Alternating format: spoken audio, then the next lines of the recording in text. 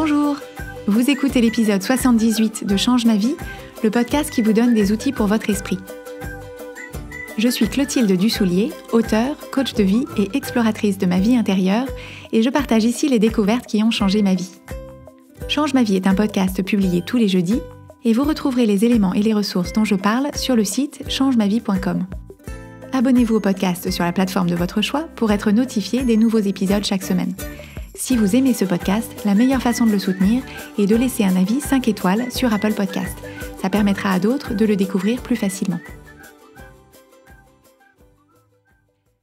Dans le prolongement de notre épisode de la semaine dernière qui s'appelait « Pensée utile », je voulais aborder avec vous cette semaine un type particulier de pensée qu'on appelle les croyances limitantes. Une croyance, c'est une pensée qu'on tient pour vraie avec certitude, qu'on tient pour vraie avec tellement de certitude qu'on ne la remet plus en question. C'est une pensée qu'on a pensée tellement de fois que le circuit de pensée est devenu complètement automatique dans notre cerveau. Donc à la base, c'est un procédé très utile dans le fonctionnement de notre cerveau, c'est même indispensable. C'est ça qui nous permet d'aborder le monde d'une manière efficace et simple en évitant de tout réévaluer tout le temps. Effectivement, pour vivre, pour évoluer dans le monde, on a besoin de tabler sur des certitudes et en particulier des certitudes autour de ce qui est bon ou mauvais pour nous, ce qui est sûr ou risqué pour nous. Donc on ne parle pas ici de croyances religieuses, même si en réalité ça suit le même mécanisme. On parle surtout ici des généralités qu'on pense sur nous, sur nos capacités, sur nos perspectives d'avenir, mais aussi sur les autres, sur notre conjoint, sur nos enfants, sur notre entourage, sur les gens en général, et sur le monde, sur comment il fonctionne et ce qui est possible ou pas possible dans le monde. Alors, ces croyances, comment est-ce qu'elles se forment ? Elles se forment en fonction de nos expériences passées, c'est-à-dire qu'en fonction de nos expériences passées, en fonction des choses qu'on nous dit, les choses qu'on lit, les choses qu'on voit dans les médias, dans la culture et dans la société, en fait, notre cerveau enclenche un mécanisme d'interprétation et de généralisation, et sur la base de ces expériences passées et les choses qu'on a lues, entendues, etc., il se forme au fur et à mesure une croyance. Donc au début de notre vie en particulier, on engrange toutes ces expériences, toutes les choses qu'on entend et qu'on lit sans filtrer. Alors il y a une image que Tony Robbins utilise que je trouve intéressant, c'est qu'une croyance, c'est un peu comme une table. C'est-à-dire que le plateau de la table, c'est la croyance, et chacune des expériences qu'on a vécues et qu'on a interprétées selon notre perspective peut devenir un pied qui soutient la table. Et donc, les pieds de la table, on va avoir plus ou moins de pieds qui soutiennent la table selon qu'on a plus ou moins d'expérience, et les pieds vont être d'autant plus forts et solides qu'il y a eu une charge émotionnelle forte au moment de l'expérience. Et les pieds vont être d'autant plus solides que l'expérience s'est répétée de multiples fois dans le temps. Ce qui se passe d'intéressant au sujet des croyances, c'est qu'une fois qu'elles sont forgées, il y a un phénomène qui fait qu'elles se cimentent de plus en plus. À cause du biais de confirmation du cerveau, en fait, notre cerveau, une fois que ces croyances sont forgées, va aborder le monde avec cette croyance et tout ce qu'on voit, on va l'interpréter de manière à renforcer cette croyance. Parce que pour le cerveau, les croyances sont très rassurantes, c'est ça qui lui permet de tabler sur des choses qui sont sûres et donc il ne peut pas sans arrêt remettre en cause les croyances et donc c'est beaucoup plus simple pour lui, quelle que soit l'expérience qu'on vit, quelle que soit la chose qu'on voit, qu'on entend, qu'on lit, de l'interpréter pour renforcer cette croyance, de l'interpréter dans le contexte de cette croyance. C'est même intéressant, il y a des études qui ont été faites qui montrent que si on voit quelque chose qui va complètement à l'encontre de notre croyance, le cerveau a une capacité étonnante à soit complètement ignorer de nouvel élément, soit au contraire, ça le met sur la défensive et ça solidifie encore plus ma croyance initiale. Donc ce qui va se passer en plus, c'est que une fois que ma croyance est forgée, je vais interpréter le monde en fonction de cette croyance, mais je vais aussi moi-même me conduire en ligne avec cette croyance. Donc je vais créer toujours plus de preuves que ma croyance est vraie et justifiée. Donc c'est vraiment une croyance, c'est une prophétie qui s'auto-réalise. Beaucoup de ces croyances qu'on se forge nous sont utiles, mais elles ne le sont pas toutes. Parce que nos croyances forment le cadre dans lequel on s'autorise à évoluer. En fait, ces croyances deviennent le cadre pour nous, l'étendue de ce qui est possible ou pas possible, de ce qui est sûr ou pas sûr. On emporte ces croyances partout avec nous et c'est à la lumière de ces croyances qu'on va se dire « cette situation, j'y vais pas », cette chose qui m'intéresse, j'avance ou j'avance pas en fonction de ce que je perçois comme possible et comme sûr. Donc, si j'ai une croyance que quelque chose est bon pour moi, je vais être guidée dans ce sens. Si j'ai une croyance au contraire que quelque chose est mauvais pour moi, je vais éviter de m'y exposer. Je vais partir plutôt dans l'autre sens. Donc, tant qu'on parle de baies toxiques et d'animaux sauvages, c'est un mécanisme qui nous est très utile, qui nous sert. Le problème, c'est quand on parle de sujets qui sont beaucoup moins noirs ou blancs, des sujets où la question de est-ce que c'est sûr, pas sûr, est-ce que c'est possible, pas possible, s'interprète de façon beaucoup plus fine. Dans nos vies humaines évoluées, les situations sont plus complexes, plus subtiles, et ce mécanisme de généralisation du cerveau qui établit des croyances, cette généralisation à la truelle, n'est pas très souvent pertinente. Pourtant, ce sont ces mêmes généralisations qui vont guider notre comportement de façon automatique et souvent sans qu'on en ait conscience. Et ces généralisations sont pour certaines limitantes dans le sens où elles définissent pour nous qu'est-ce qui est possible ou pas possible.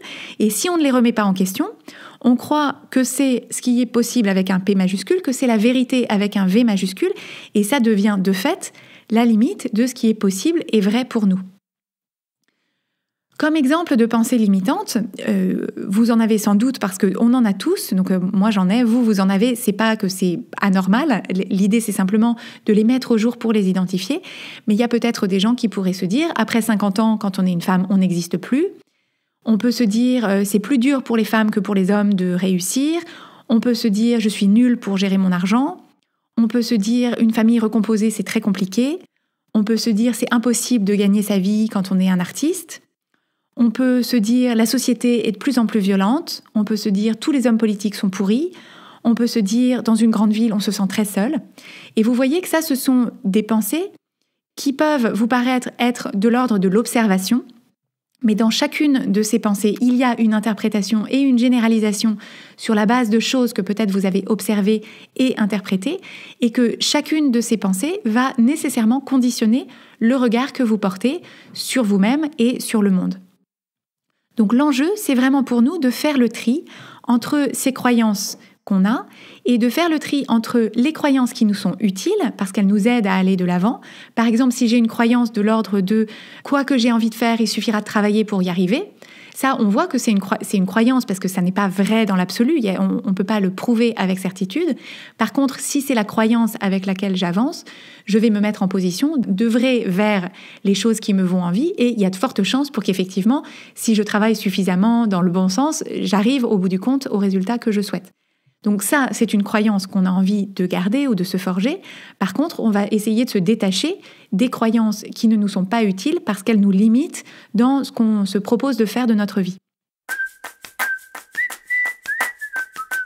Première étape, prendre simplement conscience de nos croyances. Donc, vous allez pouvoir les identifier. C'est tout ce que vous pensez qui commence par « dans la vie, ci ou ça »,« dans notre société, ci ou ça », moi, j'ai toujours été comme ci ou comme ça, j'ai toujours fait comme ci ou comme ça, les gens sont comme ci ou comme ça. Donc vous pouvez faire une liste de tout ce que vous croyez sur vous, sur votre vie. La liste des leçons que vos parents vous ont apprises. La liste de qu'est-ce que vous pensez qui est possible pour vous, pour votre vie. Est-ce que c'est possible que vos rêves se réalisent? Vous pouvez noter qu'est-ce que vous pensez de vos capacités à créer ce que vous voulez dans votre vie. Donc vous faites un exercice d'écriture qui va vous permettre de révéler les croyances que vous avez sur votre vie et sur le monde et d'identifier dans un premier temps que ce ne sont que des croyances, que ce ne sont pas des croyances fondées sur la réalité, mais sur votre interprétation de la réalité. Rien que ça, rien que cette prise de conscience, c'est énorme. C'est ça qui crée le tout petit espace dans lequel on va pouvoir insérer notre questionnement. Et notre questionnement va considérer à se poser la question, pour les croyances qui attirent le plus votre attention, de vous dire, est-ce que cette croyance me plaît? Est-ce que cette croyance m'est utile? Donc encore une fois, la question n'est pas de se poser la question, est-ce que c'est vrai? Mais est-ce que cette croyance crée pour moi une émotion qui est agréable? Est-ce que cette croyance m'équipe pour aller au-devant de situations qui me font envie? Est-ce qu'elle forge une idée de moi-même et de mes perspectives d'avenir qui me sont utiles pour aujourd'hui et pour demain? Si la réponse est oui, on la garde, c'est super. Si la réponse est non, on peut se proposer de travailler à la déconstruire. Et donc, déconstruire une croyance, Ça consiste à la questionner pied par pied, c'est-à-dire identifier quels sont tous les pieds qu'on a posés en dessous du plateau de cette croyance, revisiter toutes les raisons, toutes les preuves qu'on a qui nous semblent soutenir cette théorie, cette croyance, ce plateau de cette table. Dans ce processus, il est possible, vraisemblable et classique que vous éprouviez de la résistance, que vous vous disiez « non mais il faut être réaliste, si je pense ça, c'est pas par hasard » et regardez toutes les preuves et toutes les justifications que j'ai, et d'ailleurs tout le monde est d'accord pour penser ça autour de moi.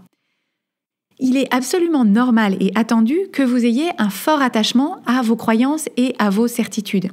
C'est votre cerveau qui fait exactement son travail de s'attacher à ces certitudes parce que c'est comme ça qu'il a l'habitude de naviguer. Vous êtes en train de démonter la table alors que votre cerveau tient beaucoup à cette table. Donc cette croyance fait sans doute partie de votre façon de voir le monde. Elle a fait partie de votre façon d'évoluer dans le monde jusqu'ici. Et donc si vous utilisez cette croyance pour justifier une partie de vos choix passés, pour justifier et expliquer des résultats que vous avez obtenus et qui peut-être ne vous plaisent pas, c'est sûr qu'il y a une partie de vous qui peut se sentir sur la défensive. Imaginez que vous vous soyez toujours dit « c'est très difficile de gagner sa vie en tant qu'écrivain ». Si je vous propose de remettre cette croyance en cause, vous allez peut-être avoir l'impression que je vous dis que c'est de votre faute si vous ne gagnez pas d'argent. Et donc, c'est pas du tout de ça qu'il s'agit. La question, c'est quand vous pensez « c'est très difficile de gagner sa vie en tant qu'écrivain », comment est-ce que vous abordez votre travail au quotidien ? Comment est-ce que vous abordez les opportunités ? À quoi est-ce que vous vous autorisez à penser? Quel est le champ de votre imagination quand vous pensez à votre carrière d'écrivain? Quelle est la tonalité de votre discours intérieur? Et si vous choisissiez de penser, par exemple, il y a des écrivains qui gagnent très bien leur vie, comment est-ce que vous aborderiez votre travail différemment? Qu'est-ce que vous vous autoriseriez à imaginer? Qu'est-ce que vous vous autoriseriez à demander? Qu'est-ce que vous pourriez vous permettre de créer et d'inventer pour vous-même? Donc, évidemment, vous pouvez garder absolument toutes vos croyances. C'est votre droit le plus strict. Vous seul savez si vos croyances vous plaisent, si elles vous sont utiles. Mon rôle et mon envie avec cet épisode, c'est simplement de vous montrer que ces croyances, ce ne sont que des croyances, que vous n'êtes pas obligé de les garder si elles ne vous plaisent pas et si elles ne créent pas dans votre vie des résultats qui vous plaisent. Vous pouvez imaginer, c'est une image que j'aime bien utiliser, imaginez que vous avez une maison qui est très encombrée parce que, au fur et à mesure du temps, tous les gens qui viennent, y déposent un objet, vous font des cadeaux, viennent se débarrasser d'un vieux truc dont ils n'ont plus l'usage. Donc vous avez une maison qui est très encombrée, pas de votre fait, et l'idée c'est de se dire, dans cette maison, donc dans mon esprit, j'ai des objets qui m'ont été apportés de différentes sources, donc j'ai des objets et des croyances qui viennent de différentes origines, mais moi mon travail pour avoir une maison ordonnée, qui est fonctionnelle et qui est plaisante, c'est de regarder chacun de ces objets et de me demander est-ce que cet objet me plaît, est-ce que cet objet m'est utile ? Et donc de la même façon, dans votre esprit, vous dire est-ce que ces croyances me plaisent, est-ce que ces croyances me sont utiles ? Et ne pas avoir un attachement excessif à cette croyance que vous avez parce qu'elle vous a été donnée en cadeau par un tel ou un tel. Si cette croyance ne vous plaît pas et ne vous est pas utile, il n'y a pas plus de raison de la garder que cette vieille lampe qu'on vous a donnée et qui ne vous plaît pas et ne vous est pas utile. En parallèle de cette déconstruction des croyances qui ne nous sont pas utiles parce qu'elles sont limitantes, on peut travailler en parallèle à se forger d'autres croyances plus utiles parce qu'elles forgent pour nous une idée des possibles, une idée de notre force, une idée de notre puissance, une idée de toutes les possibilités qui sont pour nous dans le monde. On peut puiser dans notre expérience pour la manufacturer, on peut puiser dans les médias, on peut puiser dans la culture, mais on peut aussi utiliser notre imagination, parce que c'est ça, le pouvoir du cerveau humain, c'est de se forger des croyances alors même qu'on n'a pas encore de référence. La première fois que quelqu'un s'est proposé de créer un avion, c'est parce qu'il a cru que c'était possible de créer une machine qui volait, et s'il s'était basé sur ce qui était déjà vrai, déjà possible, sur ce qui avait déjà été fait, on n'aurait jamais inventé une machine volante. Donc c'est comme ça qu'on crée quelque chose qui n'existait pas avant, en se proposant de croire à quelque chose qui n'existe pas encore. On se propose de penser autre chose, d'avancer vers cette croyance, et en avançant vers cette croyance, avec en tête cette croyance, on crée au fur et à mesure des preuves qui vont dans ce sens. Alors, à une échelle beaucoup plus humble que l'invention de l'avion, je me souviens qu'au moment où j'ai démissionné de mon travail d'ingénieur en informatique pour tenir mon blog culinaire à temps plein, C'était en 2004-2005, il n'existait pas de blogueur professionnel, ça n'existait pas de démissionner et de tenir un blog culinaire et d'en vivre. Pourtant, je me suis dit, j'ai envie d'y croire, et donc je me suis forgé cette croyance à l'aide de premiers éléments que j'avais assemblés sur le type d'opportunité que je pourrais poursuivre, avec des signaux faibles qui me semblaient indiquer que j'allais dans la bonne voie, mais je n'avais pas de croyance bâtie sur des références passées. C'est simplement que je me suis proposé de croire que c'était possible, et en croyant que c'était possible, j'ai pu mettre en place des actions qui ont créé les preuves qu'effectivement c'était possible. Donc une fois qu'on s'est forgé cette croyance, l'idée c'est de la pratiquer, de la vivre et au quotidien de créer des preuves qui vont la renforcer. C'est-à-dire qu'au départ, on se met un plateau de table qui n'a pas de pieds et au quotidien, on se propose de créer les pieds qui vont soutenir cette nouvelle table.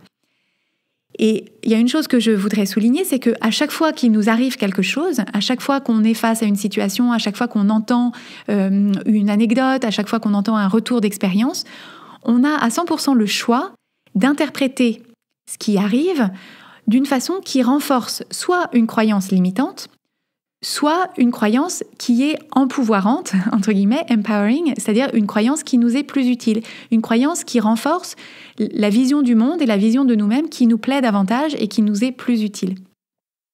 Et donc ça, c'est de cette façon qu'on s'efforce au fil du temps d'éviter de renforcer une table de croyances qui ne nous plaît pas et de renforcer une croyance table qui nous plaît davantage. Et en bonus, on peut, en se proposant de croire quelque chose de nouveau et en construisant les preuves qui viennent soutenir cette croyance, on peut servir aussi de référence à d'autres qui regarderont notre parcours et qui se diront « c'est possible puisqu'elle l'a fait ». Et c'est sur ce sujet-là qu'on reviendra la semaine prochaine. Vous retrouverez les notes de cet épisode sur changemavie.com où vous pouvez aussi vous inscrire à la newsletter pour recevoir 3 exercices simples pour mieux explorer votre esprit et tous les mardis, la Minute Change ma vie. Si vous avez envie de plus de clarté dans votre cheminement, si vous avez besoin d'aide pour mettre au jour vos croyances limitantes et ce qu'elles créent dans votre vie, sachez que je propose une formule d'accompagnement personnalisé. Je vous donne rendez-vous sur la page changemavie.com/coaching pour en savoir plus. Vous pourrez solliciter une première conversation gratuite de découverte. Abonnez-vous au podcast Change ma vie sur Apple Podcast, laissez-y votre avis si vous le voulez bien et suivez son actualité sur Instagram et sur Facebook sous l'identifiant Oui Change ma vie en un seul mot. Et n'hésitez pas à partager ce podcast avec vos amis si vous pensez qu'il leur serait utile. Merci et à jeudi prochain.